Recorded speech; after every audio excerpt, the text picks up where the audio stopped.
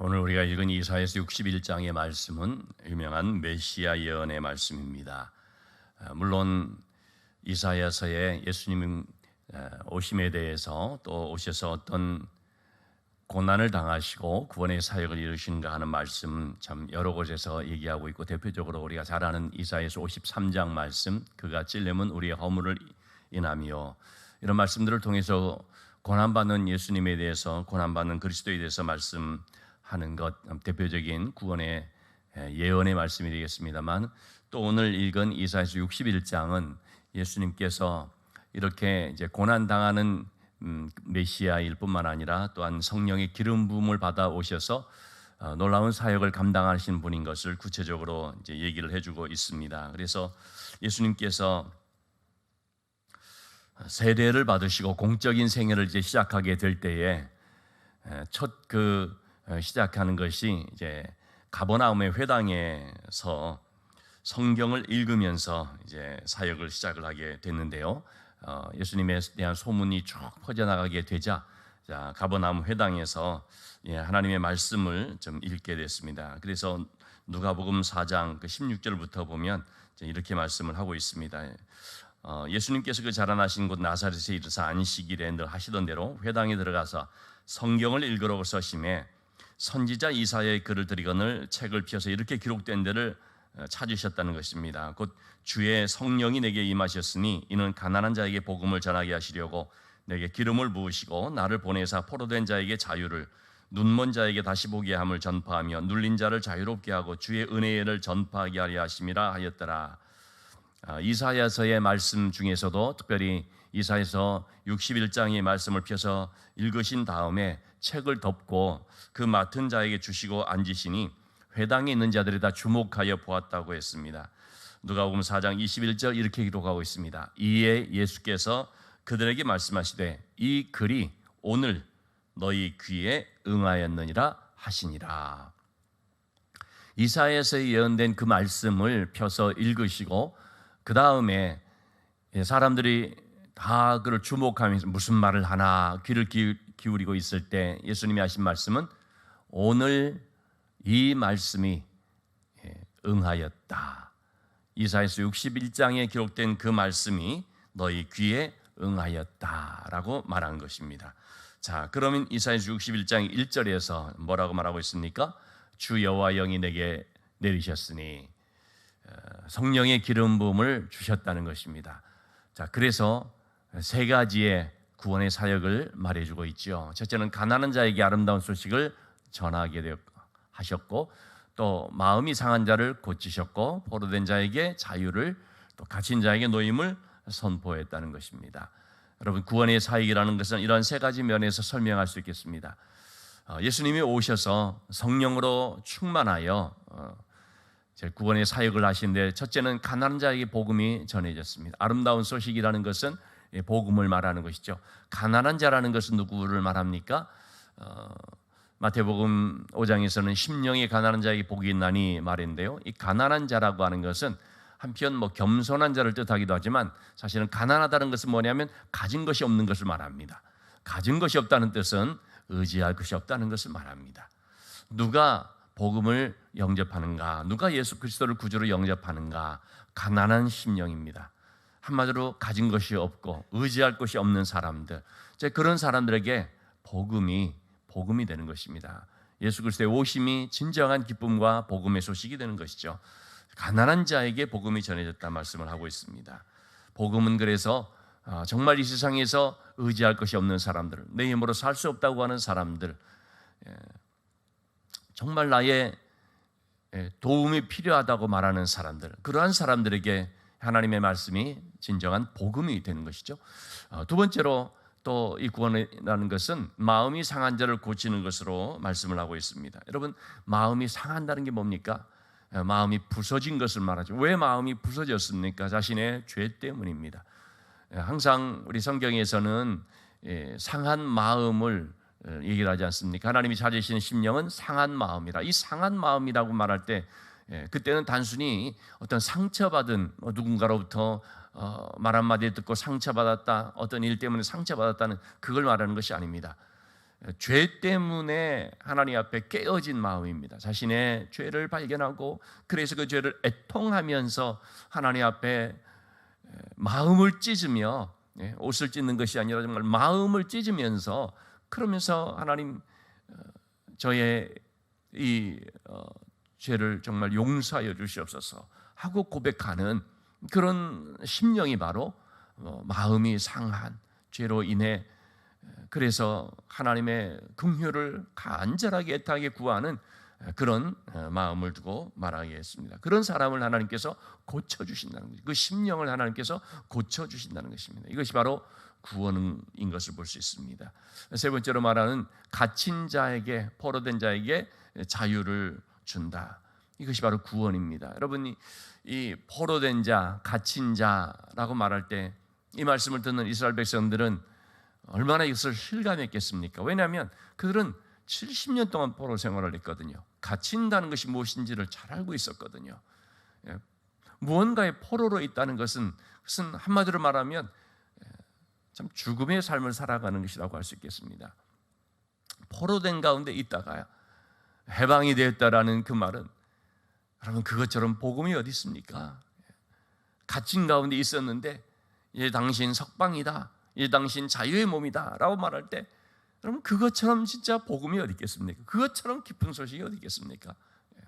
우리 남자들이 군대 생활을 이제 하게 되는데, 군대 가서 참 뭐 군대 생활이라는 것이 뭐 감옥 생활이거나 뭐 그런 거 아니지 않습니까? 군대 생활도 나름대로 뭐 보면은 참 거기에 추억도 있고 즐거움도 때로는 있고, 뭐 물론 이제 자기 마음대로 할 수 없는 어떤 그런 답답함이 있기도 하지만, 어쨌든 그런 군대 생활인데요. 그런 가운데서도 이제 소위 제대, 소집 해제 혹은 제대 또 기간이 다 돼서 이제는 군 복무가 끝났다, 뭐 그런 시간이 오게 되면 어떻습니까? 정말 하여튼 뭐 말할 수 없이 기쁘죠.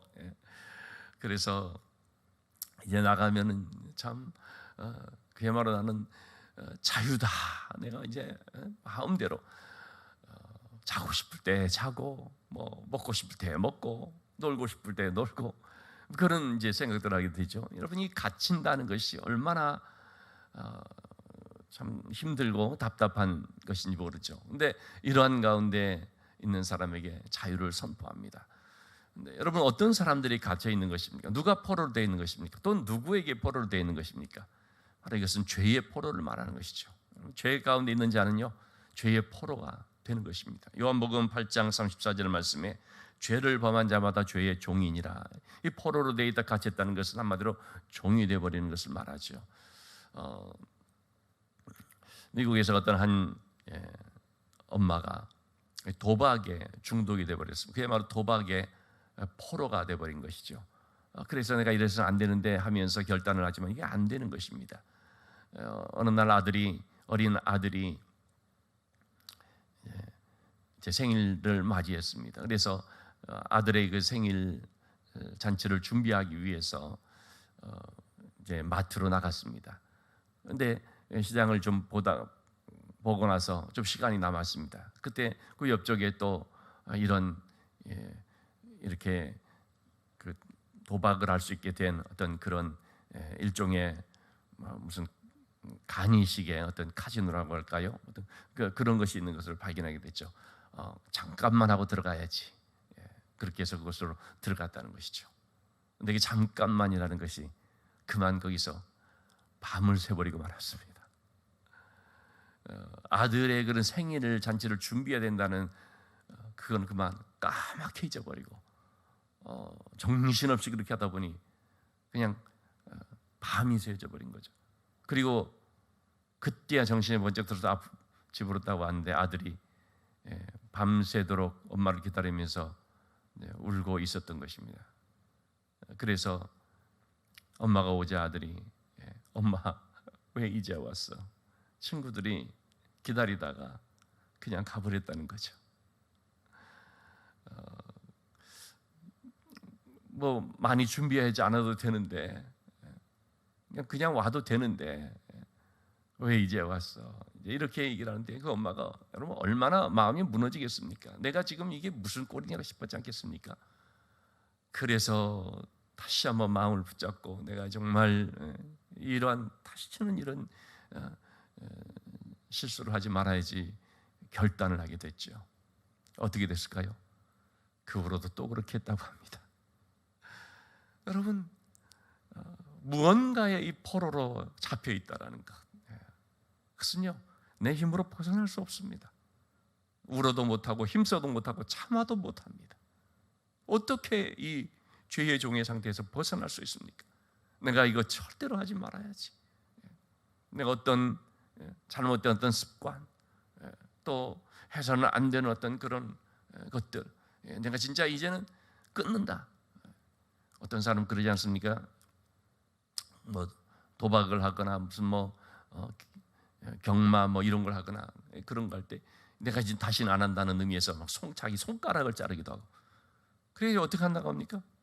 또 다른 손으로 하더라는 거죠. 또 다른 손이 잘리면 심지어 발가락으로 하더라는 거죠. 여러분, 이렇게 죄의 종에서 벗어난다는 것은요 우리의 힘으로는 도저히 안 됩니다. 내 힘으로, 내 능력으로 절대로 안 되죠. 오직 주의 영으로만 되는 것이죠. 성령의 은혜가 임하야만, 하나님의 은혜가 임하야만 믿음으로만 할 수가 있는 것이죠. 그래서 예수 그리스도가 오셔서 우리를 자유케 해주셨고 갇힌 자에게 노임을 주셨다고 하는 것은 바로 이와 같은 죄의 종으로 묶여있는 우리를 완전히 해방시켜 주셨는데, 내 어떤 의지로 어떤 내 결단으로가 아니라 그런 것들은 하고 나면 다시 또 원상태되고 또 원상태되고, 용수철을 이렇게 눌러놓으면 그 눌려진 상태로 그냥 있다가 어떻게 됩니까? 어느 순간 또 튀어나오는 것처럼 항상 우리의 의지라는 것은 내 힘으로 해보려는 것은 그런 거거든요. 한순간 좀 그렇게 되는 것 같지만 결국은 좀 지나면 다시 튀어나와 버리는, 더 크게 튀어나와 버리는 이런 것들을 보지 않습니까? 근본적으로 이것을 없애줘야 되는데 그럴 수 있는 것은 오직 예수 그리스도의 은혜로만 되는 것이죠. 그래서 로마서 8장 1절 말씀, 이제 그리스도 예수 안에 있는 자에게는 결코 정죄함이 없나니 죄와 사망의 법에서 생명의 성령의 법이 너를 해방하였습니다. 법이라는 것은 여기서 능력을 말하는 거죠. 죄와 사망의 능력에 매여 있었던 우리들을 완전히 해방시켜주는 그것은요 생명의 성령의 능력이라고 하는 거죠. 그래서 예수님께서 오셔서 구원하여 주시는 이 역사는 우리를 진정으로 죄로부터 해방시켜주고 그 죄의 종으로 갇혀있는 우리를 완전히 놓아주시는 그런 놀라운 역사인 것을 보게 됩니다. 예수 그리스도 안에서만 이와 같은 진정한 해방이 이루어지는 것을 말씀해 주고 있습니다. 자, 2절의 말씀을 보면요, 주님께서 오셔서 우리에게 이런 구원의 은혜를 베풀어 주신다는 것은요 한마디로 말해서 뭐냐면 하나님께서 우리를 위로해 주신 것임을 말씀해 주고 있습니다. 주님의 위로라는 것을 우리가 어떻게 경험할 수가 있는가? 한 세 가지 측면에서 또 표현을 하고 있죠. 3절의 말씀을 보면 첫째는 죄 대신 화관을 씌워준다는 것입니다. 여러분, 죄라고 하는 것은 뭡니까? 슬픔을 표현할 때 어떤 그 큰 재앙을 만났을 때 막 머리에 죄를 뒤집어 쓰는, 모르드게가 한날 한시에 유다 민족들이 다 죽게 되었다라는 이 조서의 내용을 알게 되었을 때 어떻게 했습니까? 죄를 뒤집어 쓰고 그냥 성문 앞에 앉아서 막 울고 그러죠. 이렇게 죄를 뒤집어 쓴 것이 한마디로 말해서 그 닥쳐올 어떤 그런 재난을 슬퍼하는 것을 말하죠. 그런데 이 죄가 어떻게 바뀌었습니까? 기쁨의 기름으로, 머리에 죄가 아니라 아주 그 귀한 손님이 오면은 집에서 그 손님을 영접하고 환대하면서 기름으로, 올리브 기름, 감람유 그 기름으로 발라주듯이 이렇게 죄가 아니라 그것을 아주 귀한 기름으로, 향기 나는 기름으로 바꿔주시는, 이것이 바로 하나님께서 우리를 위로하여 주시는 모습인 것을 말해주고 있습니다. 모르드게는 그런 죄를 덮었었다가 나중에 어떻게 됐습니까? 그의 머리에 아주 영화로운 관이 씌워지죠. 그 한날 한시에 죽기로 된 이것이 왕의 조서가 바뀌어지면서 다 살아나고 그래서 큰 기쁨을 얻게 되는, 그것을 이제 불임절이라고 말하죠. 이와 같은 제가 기쁨의 기름으로 변한 것을 볼 수 있겠습니다. 두 번째로 하나님이 위로하시는 것은 슬픔 대신에 찬송의 옷으로 바꿔주신다고 말씀을 하고 있습니다. 여러분, 우리가 예수 그리스도를 만나기 전에는 우리의 마음이 슬픈 마음이었습니다. 그런데 이런 슬픈 마음을 가진 사람들이 예수께로 나오면, 슬픈 마음 가진 사람, 예수를 영접하게 될 때 그 예수님의 이름을 믿으면 영원토록 변함없는 기쁜 마음 얻으리. 우리 찬송 가사처럼요. 예수님 만나기 전에는 그냥 슬픔의 인생을 살 수밖에 없었던 그 마음이었는데 예수 그리스도를 영접함으로 말미암아 그 마음에 기쁨이 충만하게 되었습니다. 슬픔 대신에 기쁨으로 찬송의 옷으로 이렇게 바꿔주신 거죠. 그 다음에 세 번째는 이제 하나님의 그 위로가 근심 대신 찬송의 옷, 이렇게 표현을 하고 있습니다. 근심이나 여러분 두려움이라는 것은 우리의 마음에 얼마나 큰 고통이 되는 것입니까? 아담이 범죄하여 하나님을 두려워해서 나무의 그늘에 숨어버리죠. 그 숨어버리면서 또 그는 아담과 하와는 무화과 나무로 자기들의 옷을 만들어 대충 이렇게 무화과로 엮어진 것을 이제 입었지요. 하나님께서 찾아오셔서 그들의 그 두려움으로 인하여서 숨어 무화과 나무 옷을 입고 있던 모습을 보시고 옷을 바꿔주시죠. 그 무화과 나무의 옷이 아니라 가죽 옷으로 이렇게 바꿔주십니다. 우리가 잠재 가운데 살고 있을 때는 그저 근심과 불안, 두려움 속에서 그런 옷을 입고 살았다고 볼 수가 있죠. 근데 예수 그리스도를 만남으로 해서 은혜의 빛 가운데로 나오게 되자 우리의 입는 옷이 달라져 버렸습니다. 찬송의 옷을 입게 됐습니다. 우리의 입술이 찬송의 입술이 되어졌죠. 이렇게 예수 믿기 전과 예수 믿은 후가 슬픔과 근심 가운데서 이제는 기쁨과 찬송으로 변화되는 그 모습을 말해주고 있는데요. 이것이 바로 하나님께서 구원하시는 것이고 그 구원을 통해서 우리를 한없이 위로하시는 모습인 것을 말해주고 있습니다. 이와 같은 하나님의 구원을 받음으로 말미암아 놀라운 위로를 경험하게 된 사람들에게 하나님께서 주시는 어떤 하나님께서 뜻하시는 어떤 삶이 있는 것이죠. 그게 어떤 삶입니까? 3절의 말씀을 다시 한번 보시면 그들이 의의 나무 곧 여호와께서 심으신 그 영광을 나타낼 자라 일컬음을 받게 하려 하심이라. 하나님께서 구원받은 백성들에게 뜻하시는 것이 뭐냐면 의의 나무가 되기를 원하시는 것입니다. 하나님의 영광을 나타낼 자라 일컬음을 받게 하시려고 하는 것입니다. 우리는 마치 한 그루의 나무와 같습니다. 하나님께서 한 나무를 심었는데 이스라엘 백성들은 하나님이 심으신 한 나무였었는데 이사야서의 말씀을 보면 대표적으로 상수리 나무로 표현이 되죠. 근데 이 당시에 상수리 나무는 어떤 의미가 있었느냐면요, 그 산 곳곳에 이제 이런 상수리 나무가 있을 때 사람들이 그 상수리 나무 앞에 가서요, 마치 요즘식으로 하면 이상한 막 천 이런 것들을 막 걸쳐놓고, 그래서 그 나무 밑에서 우상 숭배하고 퇴폐 행위를 하고 하는, 바로 그런 것이 상수리 나무가 뜻하는 것이었습니다. 그 당시에 이스라엘 백성들은 하나님의 백성이라고 하면서 그런 이 상수리 나무 밑에 가서 하나님 대신에 각종 우상들을 아주 음란하게 섬기고 있는 모습이었습니다. 하나님께서는 그들을 정말 귀한 나무가 되기를 원하시는데, 그런데 그들은 이런 상수리 나무처럼 우상 숭배 하나의 상징이 되는 이런 상수리 나무처럼 그렇게 잘못된 삶을 살고 있었던 것이죠. 하나님께서는 바로 그런 상수리 나무를 베어버리신다고 하죠. 베어버리시는데 그러나 그루터기는 남겨두신다 말씀을 하셨죠. 이러한 나무가 이제 하나님께서 바뀌어지기를 원하신다는 것입니다. 어떻게 해요? 의의 나무로, 하나님께서 심으신 의의 나무가 되기를 원하십니다.